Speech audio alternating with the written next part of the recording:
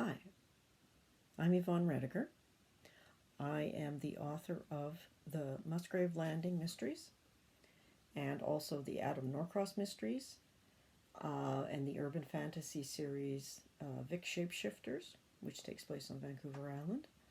I also have written a few romantic suspense novels, The Common Touch and Dive In Heart First, and a short story collection, a few other things. I've been writing seriously since 2015, but prior to that, I've always written. I've always jotted down stories and things that have interested me. My traditional publishers now are Brown Wolf Publishing and Books We Love, or BWL.com. They publish my Adam Norcross mystery and the Musgrave Landing mysteries. My latest novel that has been released this year in 2023 is The Right Road. And this is a novel that takes place in Saskatchewan for the most part. It's also about archaeology. And I had the greatest fun researching this with, just let me read you the dedication because it's got everything in there. Thank you to the Saskatchewan Archaeology Society and the Priestville and District Heritage Museum. One shovelful of dirt can change history. So I had the greatest fun writing this one because I've always been a Time Team fan, and the thought of writing a murder mystery around a dig would always fascinated me. So that's why I started doing this. The Musgrave Landing mysteries all take place on Salt Spring Island in British Columbia, and those are small town, village, cozy mysteries. These Adam Norcross runs, are a slightly more complex. I don't know, not really, but they're just a different backdrop. The Adam Norcross mysteries are a buddy series with RCMP officer Beth Leith and Adam Norcross. And we're not completely sure what Adam does for a living, but it's kind of in the spy industry. So I've had the greatest time with those. I'm looking at the questions that I'm asked to answer. How many hours a day do you write? Usually, when I'm in the thick of it, 2 to 3 hours a day. Or whatever gets me to at least 1,000 words. What one thing would you give up to become a better writer? Sugar. It's my downfall. What is the most important part of your artistic process? Planning. I know a lot of authors like to be pantsers, and there is a certain amount of that in any author's work where inspiration strikes you and you get a better idea on how to do something or how to write something. But for all intents and purposes, if you don't have a plan, how are you going to know where you end up? I've always been a planner, so I like to make sure all the loose ends are tied off in any book, whether it's a romantic suspense or a murder mystery like The Right Road. There's a lot of things people will tell you how to do when you want to write. Basically, you have to find what works for you. But there are a few rules you have to adhere to, and one of them is deadlines. I had a deadline of April for this novel, and I find that tougher than when I just write. And when I'm ready, I just let my publisher know that I have a new novel, and this is, it's for this series, and then they give me a release date, which I find is much easier than having to write to a date. I find that rather tough. It's almost like you've got an English assignment or something. And at my point in life, I really don't want any more deadlines. I used to be a solution architect, enterprise architect in the IT industry, planning projects and getting solutions launched, that kind of thing, and software revisions and things like that. So I had enough of that pressure. So I want as little as possible. There is, don't get me wrong, there's still pressure and things with in the publishing industry, but nowhere near what it was in the private sector. Another question: how do you celebrate when you finish a book? Dinner out, and there are copious amounts of wine and at least one chocolate dessert. As I said, sugar's my downfall. Book questions. Where do you get your ideas? They just come to me. I don't go looking for ideas. I have way too many in my head. I'll probably never write everything that I've ever outlined. All the ideas that come to me get written into a book that it's kind of my reference go-to thing for quotes, funny things I've seen, things that people have said, names. I love to collect names, and that's what I do. So from those, that's how I get my ideas for where to either continue a series or start a new one. What kinds of research do you do, and how long do you spend researching? Well, you're writing. The research is ongoing. Prior to, I will investigate, like when I did the Adam Norcross mystery. These have taken a bit more research than my average ones. The Musgrave Landing mysteries are bakery, cafe, that kind of thing, or a businesswoman, going back to look into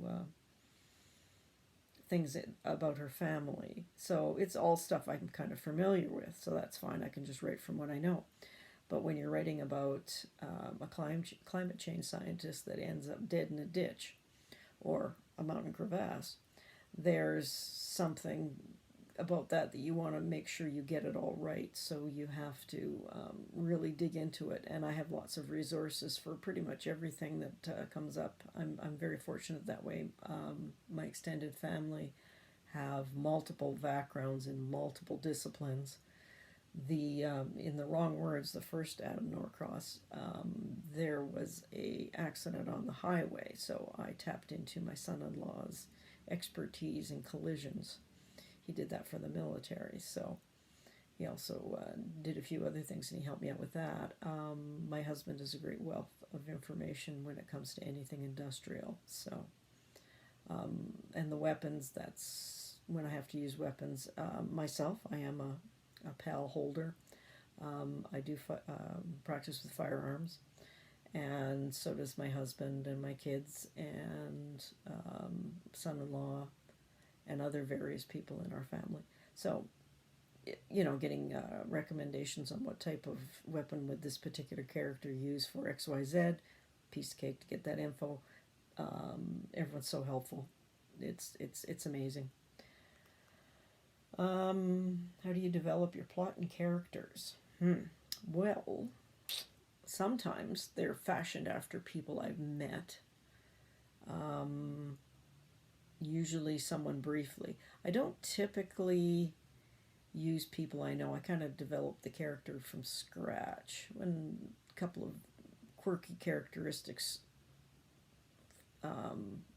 usually are their basis, something that they like. Book one of Death and Cupcakes from the Musgrave Landing Mysteries. Arlie Birch, or Arlington Birch, which is his full name. He's retired. He couldn't seem to get a job anywhere else. Well, he's a mechanical engineer, and everywhere he tried, people thought he was overqualified for just even basic stuff. And if he wanted to work in his discipline, he had to go back to the city, and he didn't want to do that. So he ends up working in a coffee shop with Jane Westcott.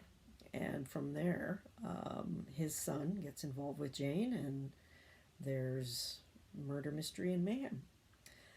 And the RCMP are involved, and they go looking for someone who's missing. And then they find all sorts of clues that point to Jane, but is it really Jane? Anyway, so from there, Arlie and Jane, both of them had little quirks and stuff from people I've met or people I know or things that have happened to me. So that's really where their characterization comes from. Plots, well, that's a whole other thing. Plots, I usually figure out where the story's going to go right from the get-go. I flesh that out first. What's my beginning, middle, and end going to be? Broad strokes, 5,000-foot view.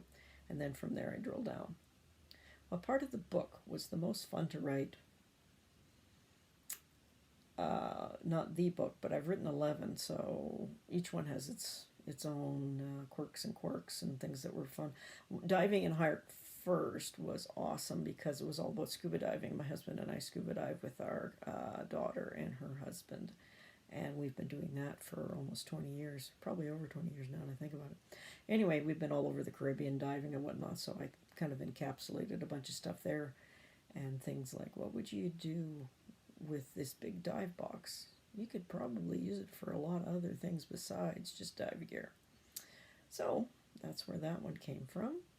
If you met your characters, what would you say to them? I don't know. That's a toughie. Probably, what's your next adventure going to be? What is a significant way your book has changed since the first draft? Oh, all books change. They get better. You can't edit a blank page, so every first draft is just garbage. It's trash, and you have to go back. And for me, there's probably 10 levels of revision for every novel, if not more. And someday I'll write a full nonfiction on how to write and the levels that I go through. I've shared it with a couple other authors, and it's helped them out, so I should actually get off my tuchus and get it done. How do you feel when you first published your book? My first book, well, that was The Shape of Us, and that was the first book of the Vic Shapeshifters. That came in 55th in about 2,800 entries in Mills and Boon's So You Think You Can Write. And it was supposed to be a romance, but it's a paranormal romance or urban fantasy, if you will.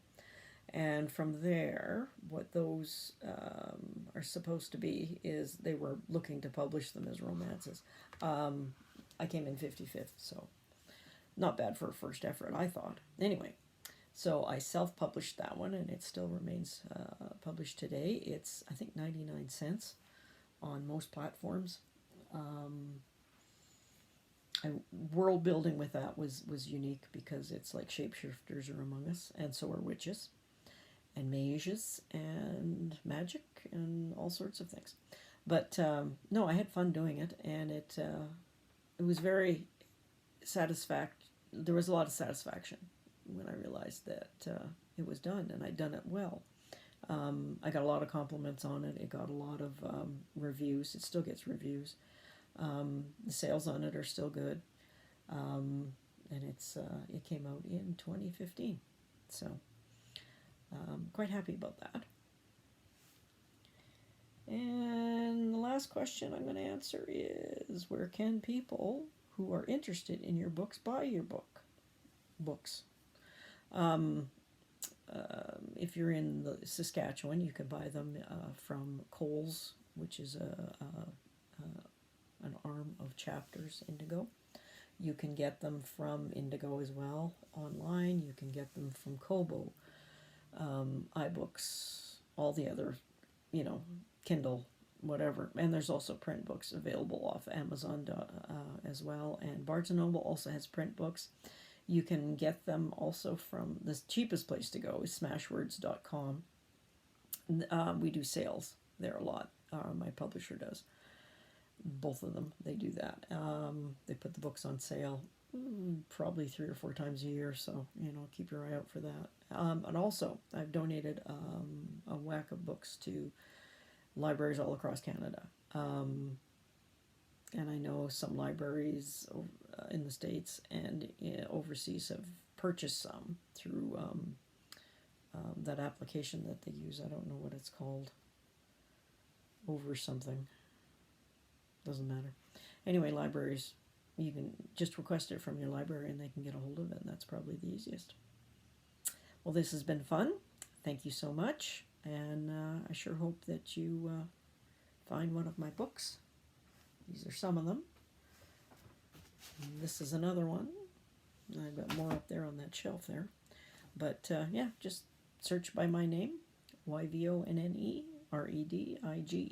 and you'll find my books. Thanks.